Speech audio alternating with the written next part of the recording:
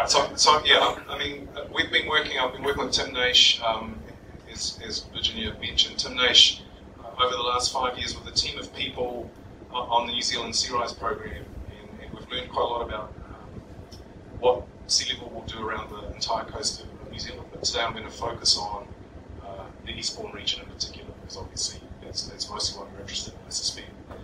I'd like to start with this image taken by Katja Rydell from Bering Head, which a couple of people in the audience here are going to be pretty well aware of what goes on at Bering Head. One of the locations where we actually collect CO2 measurements from the atmosphere. The winds coming off the Southern Ocean make that location ideal. And David Lowe and Niwa have for a number of years for many years been collecting CO2 from this location. So it's a place where we actually monitor what's happening to our atmosphere and how fossil fuel carbon has been added to the atmosphere and is causing the warming that we're experiencing. But you also see weather systems coming in from the south, a nice southerly front coming in and affecting our climate here in Wellington. We also see the coastline, and of course that coastline is changing as ice sheets melt, as the oceans warm, they're expanding and sea level is rising. But you also see in the distance Cape Turakurai, and one of the things I will talk a little bit about is the fact that our coastlines in Aotearoa are dynamic, they go up and down. And Cape Turakurai has a nice sequence of raised beaches that indicate that every now and then you get a big earthquake and the land pops up. But of course, in other places the land drops down too. So it's a really complex system we're trying to understand. So putting all of that together, I guess that's really what the SeaRise program has been about. Just as a little bit of background, sea level has risen 20 centimetres on average across the world over the last 100 or so years. That's measured, that's known. And most of that increase in sea level rise is due to, again, the warming of the oceans as we put atmosphere, as we put CO2 into the atmosphere. The global climate has warmed, the oceans have taken up most of the heat, and they've expanded as a result, and that causes sea level to rise. Ice sheets are melting, and the rate at which the ice sheets are melting is accelerating. Glaciers are melting. These are all things that we've observed, and that meltwater goes into the ocean, causing the sea level to rise.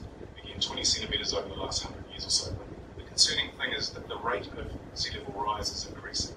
So it's accelerating, particularly as the large ice sheets start to melt at a faster rate. Just to put a little bit of context, 20 centimetres doesn't sound like very much to a lot of people. There's been a few studies. Yeah. There have been a few studies, particularly looking at the impact of 20 centimetres on things like the effect that Hurricane Sandy had on New York and Manhattan Island. And it's estimated that just in that one event, if you remove 20 centimetres of sea level rise from that Hurricane Sandy event, it saves about $2 billion for Manhattan. So 20 centimetres is already having an impact. Now, up until the New Zealand SeaRise program released its projections, Aotearoa New Zealand has had a set of sea level rise projections, and you're looking at them here on the screen. These are scenarios that are based on climate models projecting what we think sea level will do under a range of different carbon emission scenarios. So depending on what humans decide in terms of our future, how much more carbon dioxide we're going to put into the atmosphere or not, determines the pathway we track along, determines how much the atmosphere will warm, and then determines how much that warming will affect the rest of the Earth's system. So those four graphs essentially show different pathways. The green one is essentially the Paris Agreement, that we can get Paris emissions targets under control and can keep warming well below 2 degrees, hopefully it's close to 1.5, although that's near impossible now, to be quite frank. Even Paris is going to be a struggle. But that's what the green pathway indicates, and then the red is sort of don't really do much to reduce the emissions, lots of economic growth, finding as much fossil fuel as we can burn, putting it into the atmosphere, and you track along the red. These have been available for coastal planners to use, communities to use in New Zealand since 2017, when the Ministry for the Environment published its coastal hazards guidance. So this is what most planners have been using when thinking about future sea level. But what was acknowledged in this coastal hazards guidance is that vertical land movements weren't considered. We know that our land goes up and down around the coast, but those vertical land movements were not included in these projections. It was a one-size-fits-all Aotearoa. We decided that that was not as helpful as it needed to be. In areas of our coast where land is going down, sinking, that amplifies the amount of sea level rise you'll experience at that location. If the land drops and the oceans are rising due to climate forcings, then you're actually adding local sea level rise to the total amount in areas that are subsiding. In areas that are going up, you'll still get sea level rise, but it will be slower than in areas that are sinking. So land movements matter. We live on a tectonic plate boundary. Trying to understand those land movements is really complex, but we've had a crack, and I'll walk you through it. Land can also sink in areas, for example, in the Hauraki, in the Waikato. This is some swampy area, that is natural swampy area that's been drained. When you drain these swamps, they tend to pack and sink 20 millimetres per year in this particular part of the country. So that can cause land to go down to obviously extracting groundwater or diverting water. Soil can compact just by putting a building on top of some soil. You can actually cause that to compact. So putting weight on top of the surface can also cause the land to sink. So there's a whole bunch of different processes that can cause the land to go, in this case, down. How do we measure across Aotearoa land movement? That was one of the big challenges we had. Most of you in this room, I suspect, know what a GPS system is. I know one person in this room that knows a lot about GPS, asking more complicated questions. Know what a GPS system is. We use them fairly regularly now, these satellites, global positioning satellite systems. Most of you probably have heard of GeoNet. If you have an earthquake in New Zealand, a lot of people go online to check out the shape from GeoNet. That's using a network of GNSS or GPS systems scattered across Aotearoa, New Zealand, which measures both lateral and up and down motion. Now, we've used those GNS networks, and here's an example of the Wellington station, a time series from the Wellington station near the tide gauge, showing that it subsided for about 16 years until the Pakoura earthquake, where it went up a little bit, and then it's flattened off and it's starting to subside again. So these GNSS stations give us really detailed information at that location. The problem is we don't have enough GNSS stations to measure all of the movement of land, so we rely on a thing called satellite aperture radar, or INSAR. And that's an example of one of the satellites that has a system on it firing radar beams down to the Earth, back and forth, orbiting over and over again, and can actually measure at millimetre scale resolution deformation of the surface of the Earth. So we've used those INSAR data, we've tied them to the GNSS stations to get a much broader coverage of the vertical land motion across all of Aotearoa. And we've combined all of those data around the coast in particular, so that every 2 kilometres you have a measurement of the land. And that's what that map looks like. This is in a publication that's currently under review. In the areas that are really dark blue, there are areas that are subsiding at a fairly rapid rate. And when I say fairly rapid, I'm talking millimetres per year. The lighter the blue, you're getting closer to zero, and then the real pale, it's a zero rate of deformation.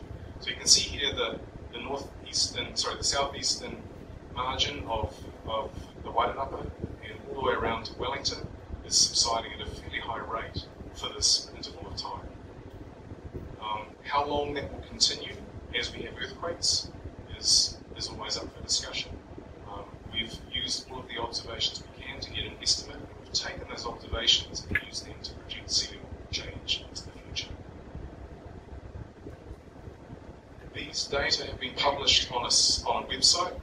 We work with a Māori-owned company, Takiwa Data Analytics, who are hosting the data and visualization of the data. And you can go in, and maybe some of you have already done this, but you can go and click on your site of interest, and it will pull up a series of graphs. Here's one as an example from Tony. And you can actually see what sea level rise will be. This is under SSP 2.6, which is roughly the Paris pathway. This is what sea level will be at that location with uncertainty, the likely uncertainty bound around the median heading out towards 2100 without vertical land movement.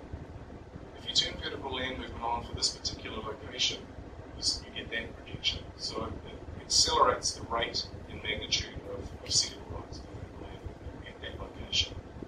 What it does is it brings forward in time the amount of sea level rise you might expect at that location by 20, 30 years. So it's giving you a better sense of timing of the amount of sea level rise that's going to happen at that location. Alright, so what I've done is I've taken our sea level rise projections and tried to really localize it, and this is where we have to really get into a lot of detail when I say we, I think, planners, coastal practitioners, communities. We need to start doing this all the way around Aotearoa, all the way around the coastline. And I just want to acknowledge the work of Lynn's at this point. One of the community members sitting in the room here is actually responsible for some of this work. I think you can chat to him about it. This is sort of state-of-the-art elevation data from LiDAR and bathymetry, trying to mesh the two together. And Lynn's has got a massive program that they're trying to get support from the government to do over the next 4 to 6 years to do this for the whole of the country, so that we can start to look at that transition from land to sea and look at how sea level rise might affect the region. The red lines here, these are profiles through Seaview and Lowry Bay from those digital elevation models from those LiDAR data. I'm going to show you what sea level rise projections will do along those profiles. So again, this is looking at Seaview. Again, this refers to what you just saw in the profile. This is offshore, onshore, and you can see at that point 2000, that's where you start going up into the steep parts of Seaview. So this is the region basically from the coastal margin up to the hills. Placed where the key roads to access Eastbourne are along that profile. This is mean sea level today. So these are sea level data again from Rochelle Whitefield at Lynn's. This is where mean sea level sits relative to that DEM today. So it's slightly below the 0. This is high astronomical tide today. So the highest astronomical tide, the highest tide you'll get, plus an estimate of storm surge on top of that. So that's where, if you coincide a storm surge with your highest astronomical tide today, that's where it will intersect the coast. This is mean sea level 2050. If we track along our current pathway, so basically the emissions pathway where internationally our policies are saying this is what we're going to try to achieve, we're actually tracking along about 2.5 degree warming, SSP 4.5. Based on our projections to include vertical land movement, that's what mean sea level will be in 2050. And if you put high astronomical tide plus storm surge on top of that, that's where the level of water is exceeding. This is 2100, same emissions scenario. We've just gone further out. And again, this is stuff that we'll be committed to. You can't stop unless we really get on top of emissions. Mean sea level is closer to where high astronomical tide plus storm surges today. And then high astronomical tide plus storm surges, obviously, inundating most of sea. This is another way to look at that. That's a metre of sea level rise. I think your introductory video had this. This is a metre of sea level rise and the inundation that would occur during a 1 in 100 year event with a metre of sea level rise. This is likely to happen by about 2100 if we manage to get track along SSP 4.5, which is still not certain. Lowry Bay, same thing. Mean sea level today, high astronomical tide. Mean sea level 2050. High astronomical tide 2050. So you're pushing up against the road here. Of course, this is just sea level. It's not including the waves on top. So you've got to put waves on top of these baselines. And again, that's 2100 Lowry Bay. The elevation up here, you're okay, but it's your road access that's really getting you. This is the sort of thing you can do with these sea level projections. Just want to talk a little bit about frequency of events and why sea level matters. And bear with me, this is my little basketball player analogy. You imagine you're a pretty good basketball player and you're on your court and you can jump and you can dunk. If you cross a certain threshold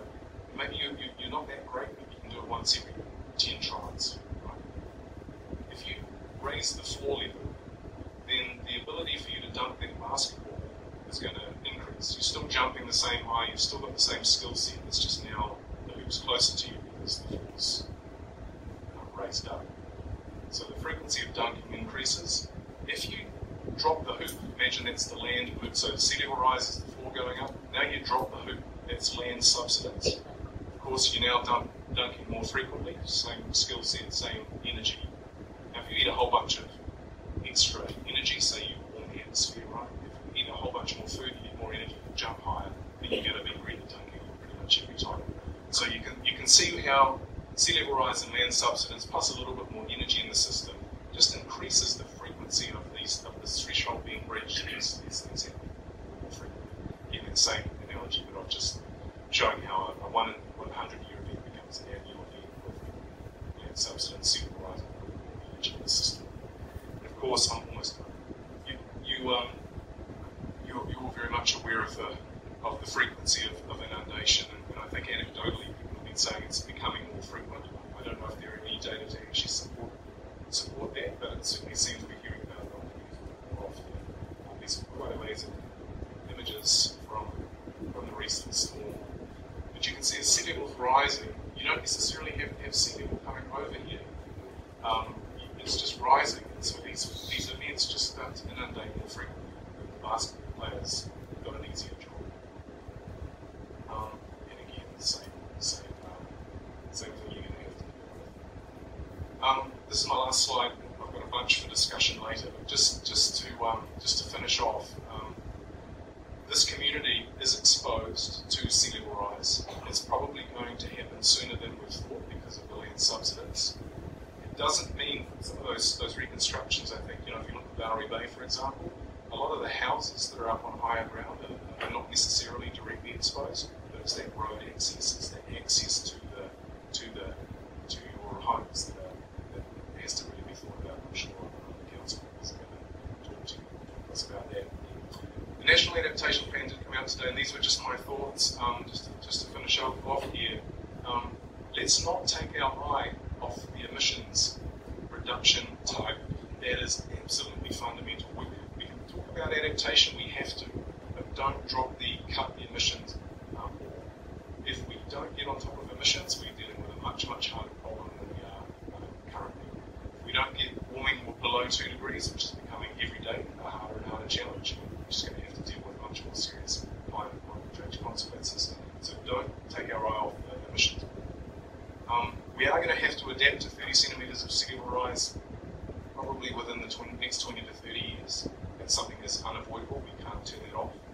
And we've also got to accept and recognise that sea level rise doesn't stop at 2100, won't stop at 2150. There's enough heat already baked into the system to cause the ice sheets to continue to melt, and we are going to have to deal with sea level rise whether we like it or not, well beyond our lifetime. So thinking about it now, putting plans in place to help future generations, being a good ancestor is something I think we can all attempt to do. So with that, I'll